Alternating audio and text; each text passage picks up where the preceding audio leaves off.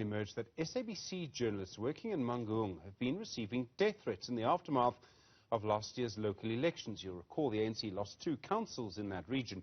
Over the weekend, a man was then found in the SABC building in that city illegally. He claimed to first be an employee at the SABC. After an altercation with security guards, he was shot. He's now recovering in hospital. A senior producer at Lesedi FM has said she's received death threats via SMS. Certain presenters have been named in those messages. The ANC in the Free State has distanced itself from these threats. William Bird runs Media Monitoring Africa. William, good afternoon to you. So we have threats linked to politics. We have someone breaking into an SABC building. This is very serious. Yeah, you know, it carries on that kind of attack on critical institutions of democracy. We've seen fire at Parliament. We've seen an attack on our constitutional court. And now you're seeing an attack on our public broadcaster. And, you know, those things are isolated, and not to suggest that you want to link them all together. But when you see overt physical attacks against critical institutions of democracy, it says something is fundamentally going wrong. And that this is an issue that goes beyond the petty politics within the ANC to something that is saying you're posing fundamental threats to core institutions of democracy. Because today it's SABC, tomorrow it's Newzroom Afrika. They don't like you, you'll start receiving them as you have in the past. It also suggests that we may be beginning to see more intimidation of journalists. And it's not just online. Sometimes it's worse than that. Yeah, I mean, the online attacks against journalists is kind of almost commonplace these days. If you're a woman journalist online, you almost expect to routinely be harassed, threatened, and abused. But now this kind of transition from that and linking it to this very real physical attack, I think is taking it to another level. So that idea that somehow journalists are fair game because they're on social media, because they are out there reporting things that you don't like, that is something that we need every political party to come out clearly, unambiguously and strongly against. We need the president to come out clearly and unambiguously against that and oppose it. We need, because the thing is, in this sort of situation, you need all critical institutions of democracy to all back up and support each other because they're all under threat. It seems almost over the last 15 to 10 years that there's been a change in our political culture.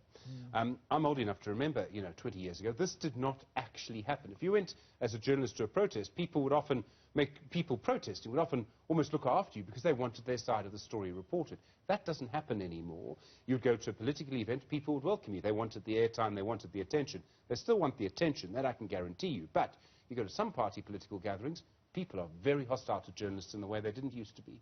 Yeah, there's no doubt. You've seen that erosion of trust and credibility. You've seen this idea that some journalists are partisan to certain parties and figures. So there's some parties who won't allow journalists to be there, from certain newsrooms. So that now is commonplace, and that itself is a significant incursion on freedom of expression. The idea that, and we saw it last year, Newzroom Afrika journalists being threatened, intimidated, because they were there trying to report on specific events. That kind of thing is fundamentally unacceptable in a democracy where we rely on those same journalists to tell us what's going on. Without them, we wouldn't have known the things about what was happening in July. We wouldn't know so many issues. We wouldn't be able to know, did the fire really happen in Parliament, or was this something that's being made up? It's that kind of level where we're saying journalists fulfill a critical role in democracy, as important as the police, the judiciary, and the executive. There's media and journalism there. That's as important, and we need to make sure that they protect it just in the same way as we protect those other institutions. Is there a way to change it? You talk about everyone coming out and saying that this is wrong. The ANC said it's wrong. I think the EFF and the Free State has said it's wrong. I'm sure other parties have as well. Does that really make much of a difference? Do we need all of society to do this? We do need all of society, but then obviously you need to actually get to the bottom of this. We need our intelligence services, who seem to be MIA instead of NIA. We need them to come to the party and actually find out what the hell's going on and arrest people, make sure that there's consequences, that people are seen, that they actually go to jail for these kinds of offences. You can't just say, oh, well, it's okay, we'll just let them attack and condemn them. So those attacks must be clearly condemned, and then we need to see real action against them. In the same way as we talk about protection for whistleblowers, we need protection for people that are there telling us what's going on in our democracy. And if they are attacked, we need to see action against those that carry out those attacks. Is journalism also in the wrong here? I mean, is there a problem there as well, or not really? No, I mean, look, some of our journalism, they're our own worst enemies. they report things where they'll get them spectacularly wrong. They won't be seen to be making sufficient amends. So there are a lot of reasons and instances where journalism really does itself no favors. You know, the Sunday Times, of course, is the famous one. The Rogue Unit is one of the famous ones. At the moment, you've got independent media behaving as as a law unto themselves, where they say that they have principles, etc., that they adhere to, but then they clearly contradict all of those ideas and principles. And when you have that idea, a body like that, that's just actively undermining ethical professional journalism, that then feeds into all of the other issues. And all of you get tarred with the same brush. You're a journalist, she's a journalist, you're all part of that same collective, and you're fair game. Within all of this, I mean, what would really help, if you have death threats, to send someone a death threat is actually illegal. It is a criminal offence. Yes. I mean, a police investigation, identifying who did it, holding them legally accountable in whatever way, all of those things would make a difference. People do this because they know they'll get away with it. Yeah, they do this, and if it's structured, it's then often linked to a bigger thing. Because it's very seldom that you actually get that fruitcake out there that hates that journalist, that hates Stephen so much that he wants to go and send you death threats. You know, those are quite unusual. More often than not, these are people that are being paid by things and it's part of a broader response to something. This isn't to say it's all a concerted plan, but there are often people behind those things. You look at the SABC 8, we're still waiting for a single arrest to be made against the numerous death threats that those people received, and that was in 2016. So, you know, that's over 6 years we've heard nothing. Within the SABC at the moment, the head of News and Current Affairs, Patricia Magopeni, there was a hearing, I think it was on Christmas Eve or the day before that, that seemed to make a finding against her. This was about the broadcast of an episode of Special Assignment. There was a court order against the broadcast. Her defense was that actually the decision to broadcast it was made 3 levels below her. She's made claims against the chairman and the CEO of the SABC. They sort of denied them. How do you assess what's really going on there?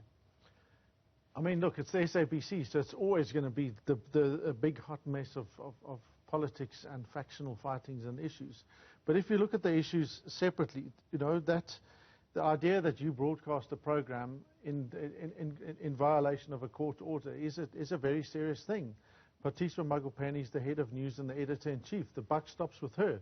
So I think it's fair and appropriate that she was then the one that was said, well, you're the one in charge, you have to be the one that takes the can for this particular instance. And as I understand it, I mean, I haven't read the papers or anything, but as I understand it, the finding was that, yes, there was a level of culpability on her part.